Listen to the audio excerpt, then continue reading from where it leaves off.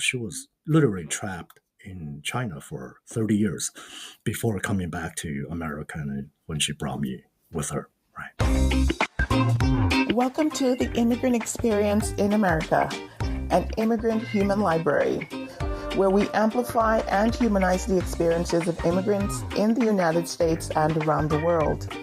Listen in as we add another story to our immigrant human library. Hello, my friends, and thank you for joining from wherever you are joining us today. If you're watching on YouTube or if you're watching us on LinkedIn, I thank you so much for tuning in and sharing your time with us this afternoon. Welcome to the Immigrant Experience in America, where we amplify and humanize the experiences of immigrants living in the United States and around the world. We're very pleased to bring with you another very heartfelt, interesting story, and it's that of Mr. Richard Hsung. Yep. Yes. Yes. Welcome to the show, Mr. Hsung. Oh, thank you so much for having me. Very good. Mr. Hsung is okay. I'll give a little bit about your background, Mr. Hsung. So, just a little tidbit. Mr. Hsung is an author. He wrote a memoir after his mom passed, right? Completed his mom's memoir that she had started. So, just picture a baby is born to a dirt poor family that doesn't want her. A family is torn apart by Mao's communism and stuck in two worlds. A mother fights for US citizenship as she pursues a career. Her son completes her epic memoir after her death. So, Mr. Song, can you tell us a bit about yourself just to get you into the conversation?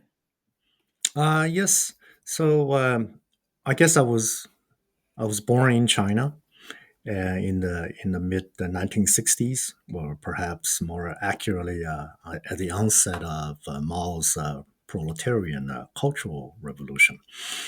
And then when I was 14, my mother brought me to America, to the States, where she actually called home.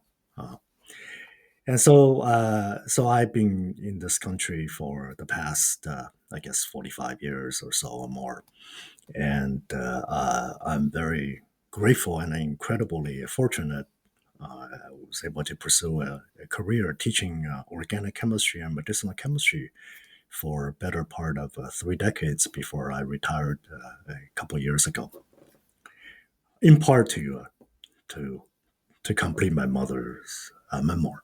Yes, and that is so special to hear. Hearing what you studied and what you taught in school literally kind of gives me a headache. I can't imagine.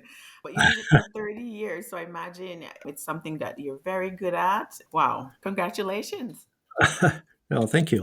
I became good at chemistry and teaching chemistry because I learned enormous amount from my students. Actually, it's strange that way. It's a two-way street. Very good. As is life, right? We learn from each other. So tell me a bit about your mom and what brought her to the United States. Right. So my mother was born in 1931 during one of the most catastrophic flood in the 20th century.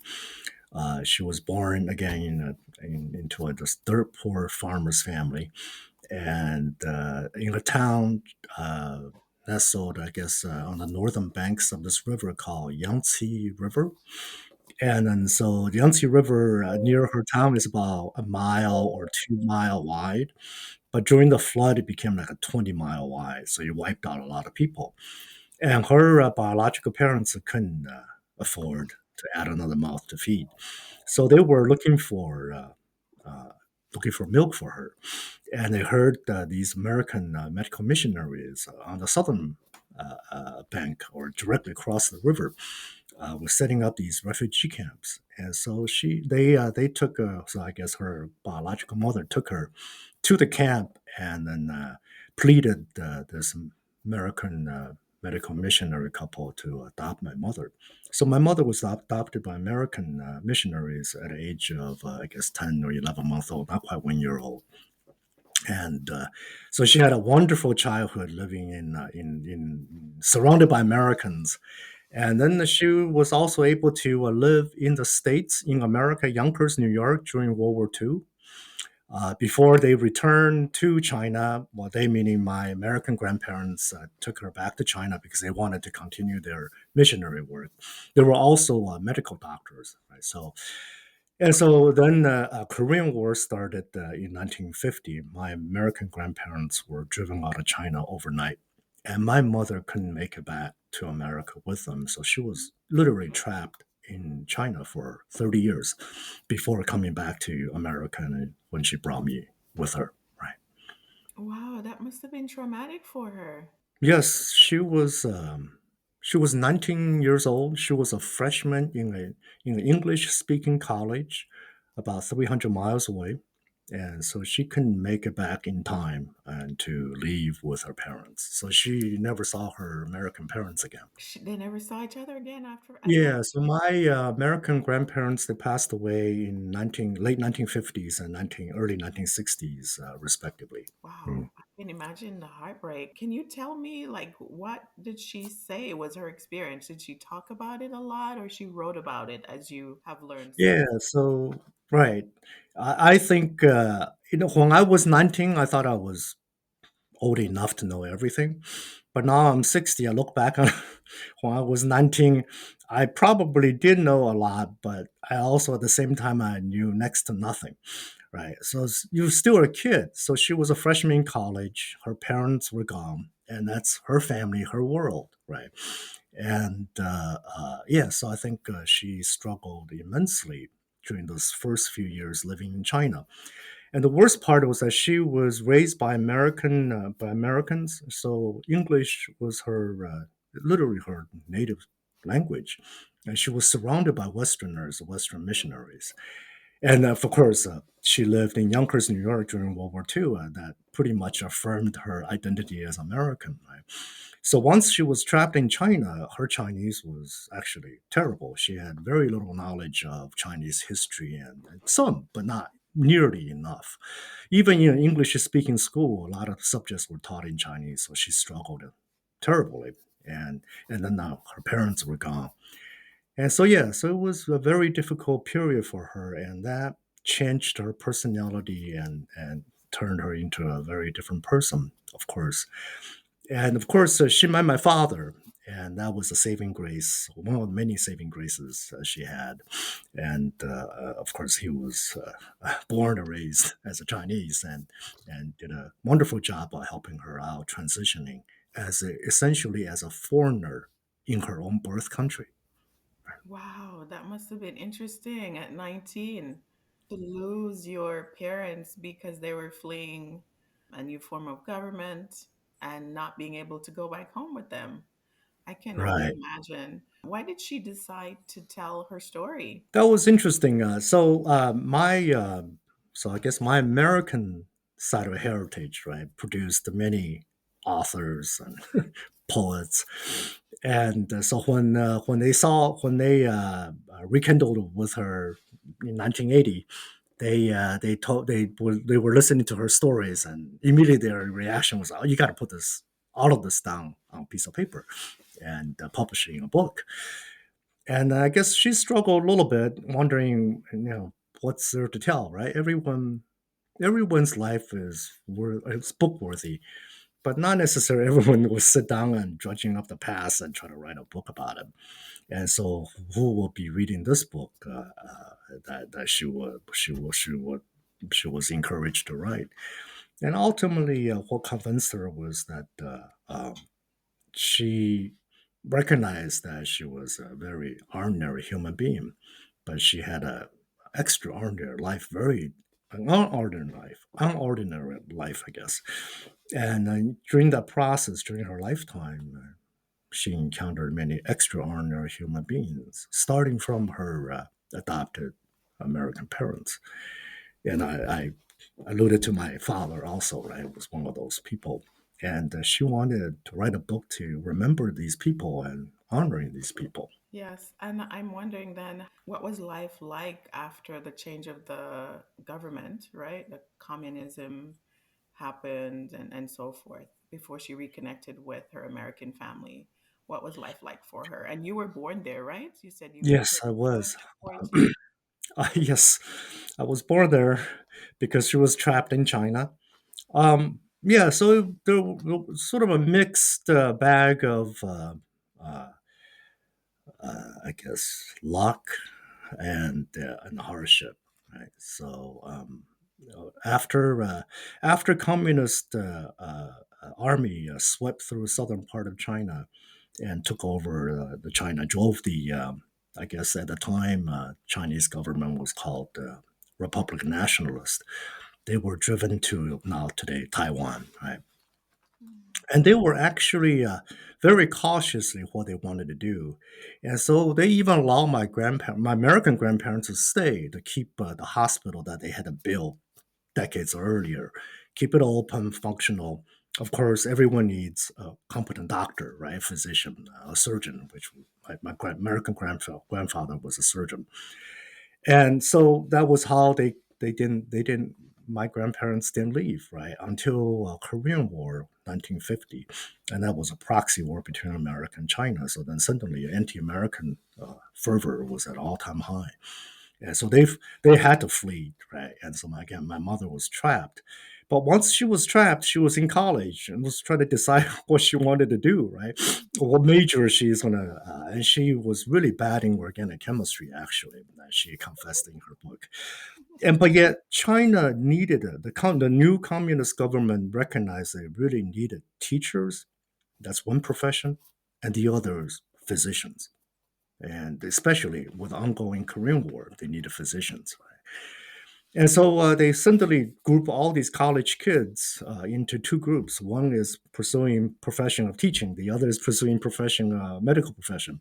And so my mother got shuffled into medical profession, and ultimately became an ophthalmologist, eye doctor.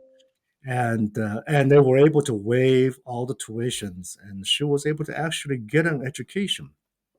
Lo and behold, free education. And of course, that was a luck, right? The hardship was, of course, the Cultural Revolution, which was solely targeted highly educated people and highly creative people. And so my father and my mother suffered greatly.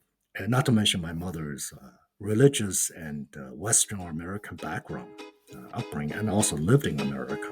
Yes.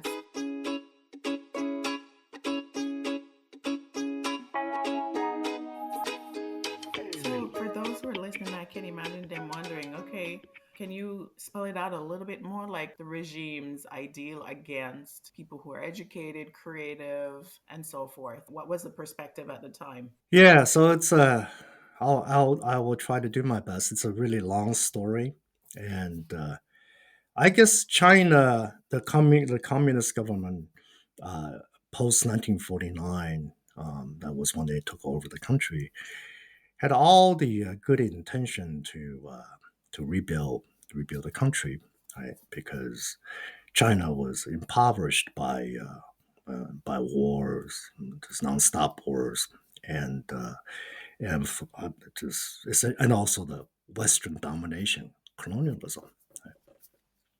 And so by 1949, especially after in the early 1950s, the Korean War also sapped a lot of resources.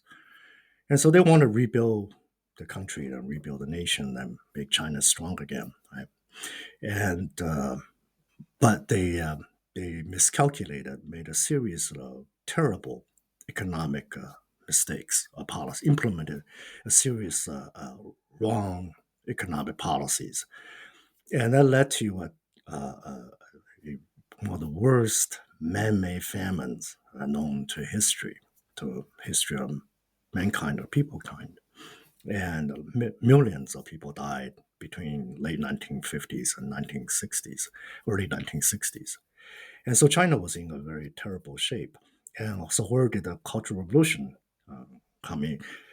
Well, what I just said was a antecedent, right, to the Cultural Revolution, because when that famine happened, Mao was sort of ostracized, sort of cast aside because people thought it was his problem, his leadership, a mistake.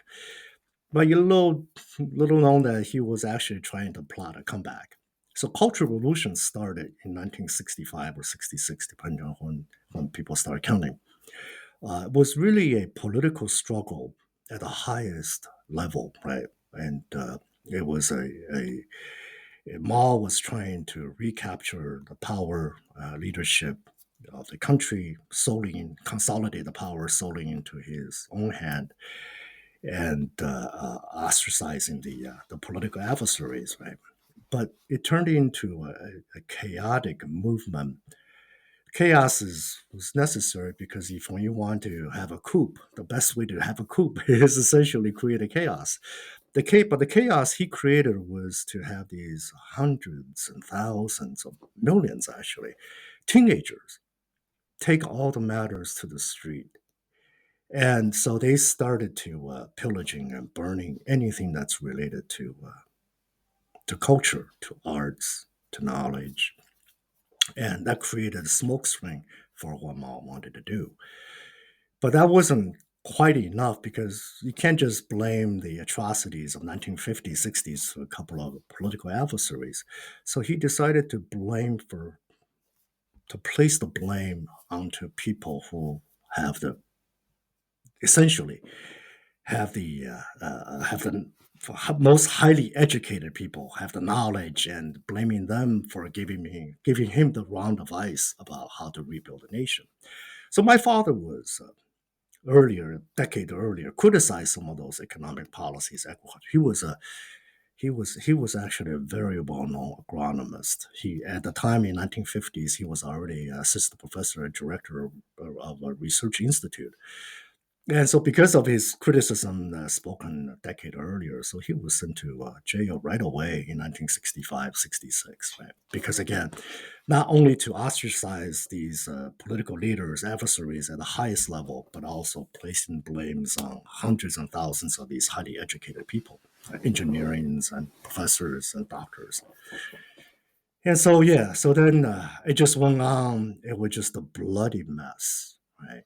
Millions of people went to camps, labor camps, Stalinist labor camp, and millions were in jail, and thousands were executed or actually died on the street because of the chaos created by these teenagers who were called Red Guards, and that's very well known for the so-called Cultural Revolution. And so my mother was at the top of the list of being persecuted because, again, her religious and Western background.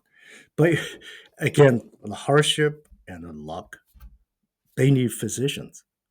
So she was one of the most competent, skilled ophthalmologists in the region. So they actually allowed her to stay working at the hospital because the hospital had to be kept open even though she was constantly whisked away to these reform, re-education, rustication programs, she was able to spend enough time at home to raise my older sister and me during those years. Right, it was a very difficult year, not just for my family or people I know, but for the entire nation. I can only imagine. I'm getting graphics, visual graphic representation of what the chaos that might be going on, and my goodness. And so I'm wondering, like, what view did the country, the government have of Christian missionaries back then during that time? Was she also threatened because of her views or connection to these two people who had adopted her? Right. So during the Cultural Revolution, a decade-long Cultural Revolution from mid 1960s and ended in 1976. Of course, none of that was allowed. Uh, there's no religious freedom. But shortly after they took over in 1949, I guess a few decades earlier, people were still had enough leverage or latitude to believe and practice certain things, but of course, things just got progressively tighter and worse in terms of personal expression, in terms of personal belief, uh, in terms of personal freedom in general, right? So became a very suffocating place, and then I would say cultural revolution was probably the icing on the cake. Do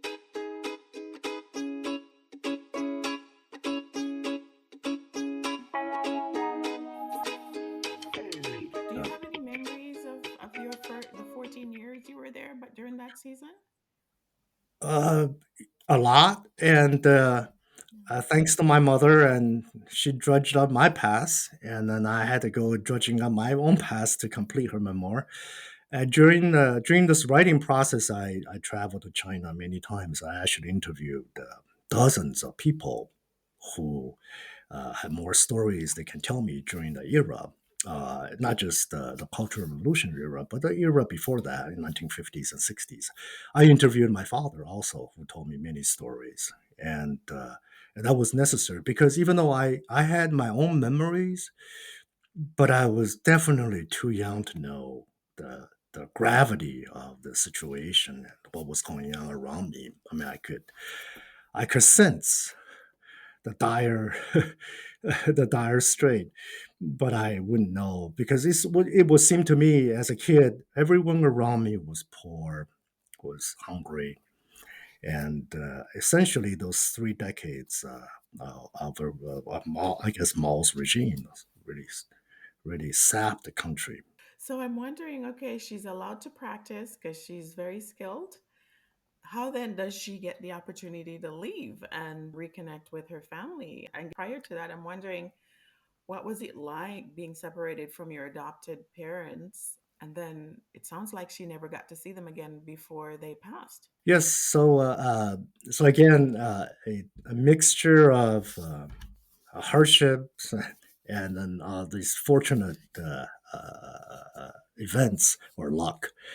And so after 1976, and the Cultural Revolution ended, and then a couple of years later, China began to reopen to the West because during the 3 decades prior to that, China was completely sealed, with the exception of a few the countries that they befriended with, and most of those are communist countries, including Russia or Soviet Union.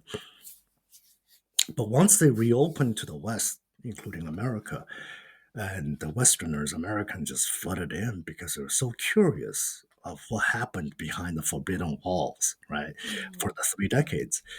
And then people in China realized my mother had a special gift by then that she spoke perfect English. And so she was being drafted as a translator, interpreter for many people. She even interpreted for the Chinese president or premier chairman at the time. His name is Hua Guofeng, and that was 1978. And then she went on to many of these trips to translate for a lot of different people from different walks at these conferences. And one day, at one conference, an American doctor from Mass General Hospital found her, and he was curious about her New York accent, right?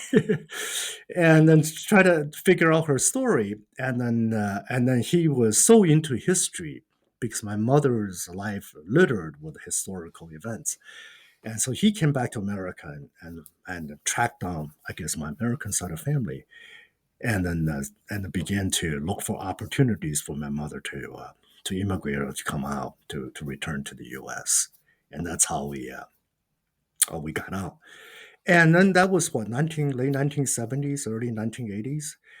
You could hardly press to find any Chinese citizen who holds a private passport. Um, but we had help. Again, it's a mix. So that's why my mother wanted to write this book to remember these people, right? Because her first half of her story sounded like her memoir sounded like a Forrest Gump. Right? She had an idyllic childhood, and the second half sounds more like Chandler's List. Right? The fact that she could survive in that situation was because a lot of people came out of the woodwork to help her out. These would include a lot of people who would cross the ideological line.